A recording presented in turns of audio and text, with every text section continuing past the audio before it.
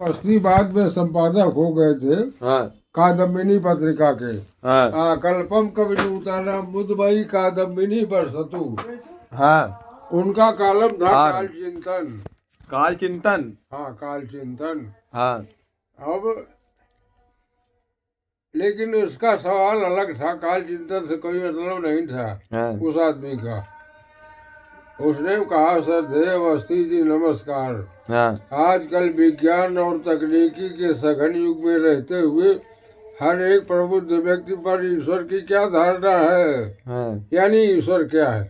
ईश्वर क्या है? हाँ, नीचे दस्तखत अशोक मुनि।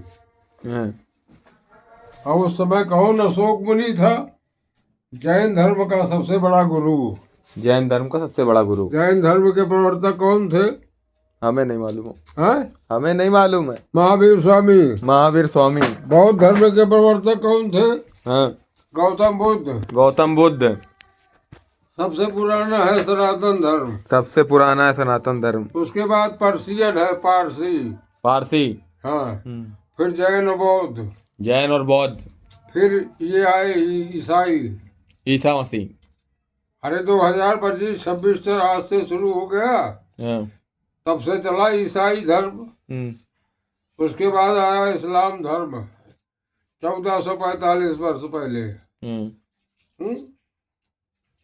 अब ये कम्युनिस्ट लोग, चीन मईन वाले भगवान को नहीं मानते। हाँ। वो लोग शक्ति को मानते हैं, इसके पास ताकत है। हाँ। तब अवस्थी जी ने जवाब देना शुरू किया। जो ईश्वर क्या है सब पूछा गया था, उसका जवाब देना शुरू किया। तो कहने लगे, कालांतर पहले की एक कथा है। एकाकी काल रात्रि में एक व्यक्ति चला जा रहा था। तो उस जमाने में भी पहरेदार होते थे। तो एक पहरेदार ने उसको रोक कर पूछा कि तुम इतनी रात में कहाँ घूम रहे हो? किधर जाता है? किधर जाता है? पहरेदार ने उसको रोका। हाँ। और पूछा, कहीं तुम चोर तो नहीं? हाँ। क्या चोरी करने के लिए ढूंढ रहे हो? हाँ। तो कहा, मैं भगवान को ढूंढ रहा हूँ, ईश्वर को। हाँ। जिस दिन मिल जाएगा उसको मैं पकड़ कर ले जाऊंगा। हाँ। पहरेदार अट्टहास करके हंसा। अच्छा। हाँ। और जो उसके हाथ में लाठी थी उसको पकड़ा दी और ये कहा, सो तुम्हारा संकल्प पूरा हो, यानी ईश्वर तुमको मिले। और जब ईश्वर मिल जाए तब इस लाठी को समंदर में आप फेंक देना। ईसा, बुद्ध, राम, कृष्ण सबके हाथ में वो लाठी थी, कोई भी उसको समंदर में नहीं फेंक सका। अब दुनिया के विद्वानों का, विश्व के विद्वानों का बस सुनिए ईश्वर के बारे में। नीचे एक बहुत बड़ा दार्शनिक था, उससे पूछा गया कि ईश्वर कहाँ है? तो उसने कहा, ईश्वर मर गया है और हमारे पीछे गाड़ दिया गया है पिछवाड़े करके। अरस्तु बहुत बड़ा दार्शनिक था, अरस्तु। उससे पूछा गया, ईश्वर क्या है? उसने जवाब दिया कि ईश्वर हमारे शहर का एक ऐसा हमारा लड़का है जिसे कभी पकड़ा नहीं जा सकता। अच्छा, ईश्वर। ईश्वर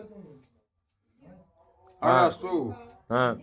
नाम बता रहा हूँ दुनिया के बहुत बड़े बड़े प्रसिद्ध विद्वानों के। हाँ। अल्बर्ट आइंस्टीन से पूछा गया। हाँ। जो परमाणु बम के जनक थे।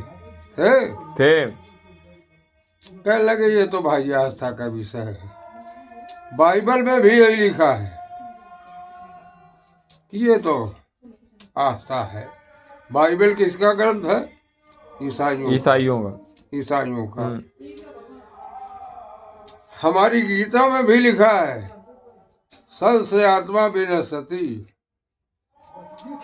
हम से आत्मा विनश्यति। हमारा ईश्वर तभी तक जिंदा है जब तक हम,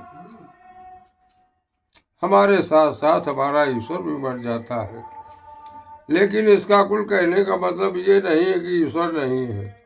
ईश्वर है, ईश्वर है। ये जो बोल रहा है, हाँ, इस सूत्र का सिरा जिससे जुड़ा हुआ है हाँ, वही ईश्वर है। अब हम कई जो जानते हो मनुष्य भी विकास की गति में है, पूर्ण नहीं है। चार्ल्स डार्विन की खोज देखिए, कब कैसा आदमी था, कब कैसा। चार्ल्स डार्विन इंग्लैंड का था। हाँ, तो मनुष्य भी पूर्ण नहीं है।